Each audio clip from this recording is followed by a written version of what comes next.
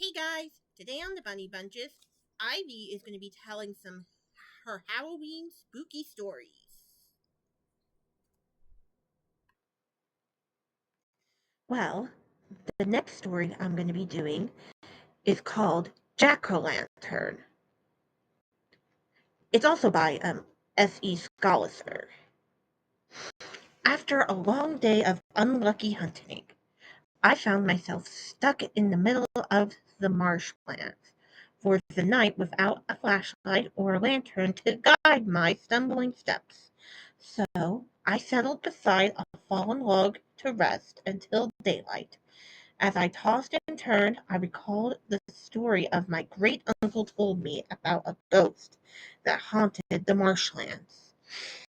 There was one a man named Jack who was a nasty fellow.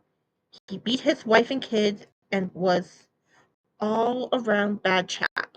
Jack got worse and worse as the years rolled by, but finally Jack's body got so wore out that he died.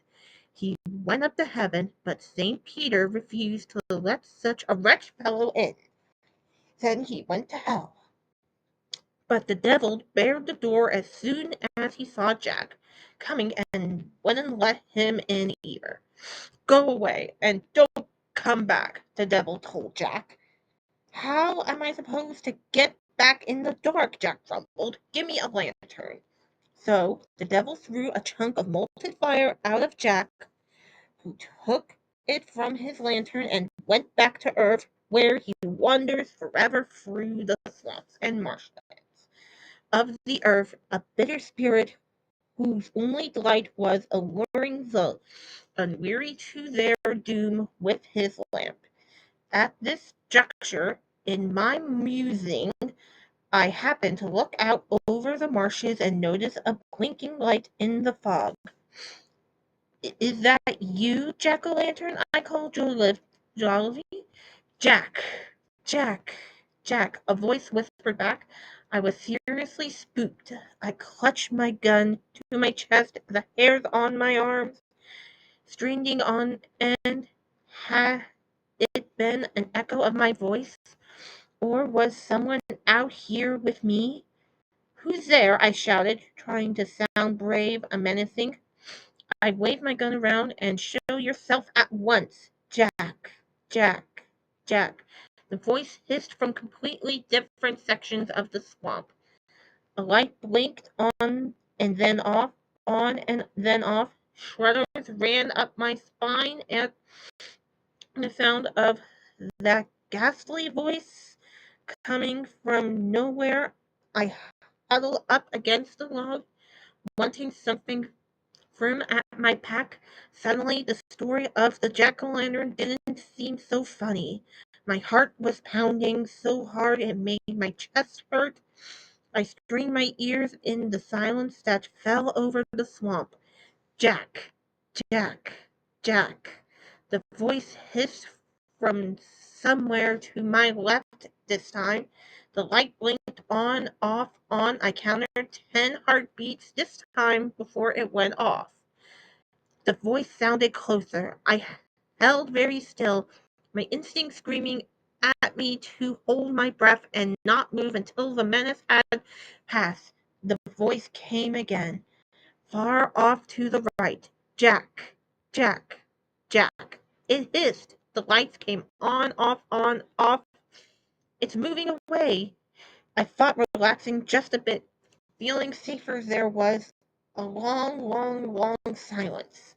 Nothing stirred, not the wind in the grass, not the frogs or turtles in the water, not the crickets or night insects. Jack, Jack, Jack.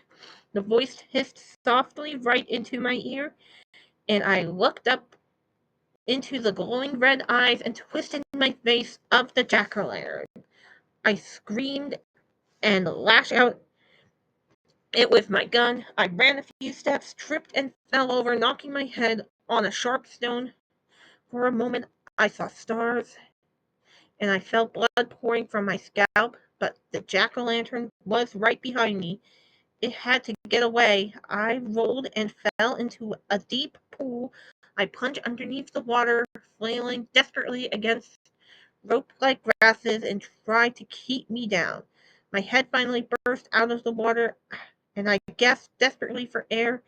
Trending water, it best I could do with my trembling limbs and aching head. I had the creature lapped in the mist.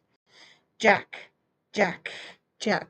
The voice hissed delightedly, and the light blinked on, off, on, right over my head, blinding my dazed eyes as horror flew through me and froze my limbs so I could no longer swim.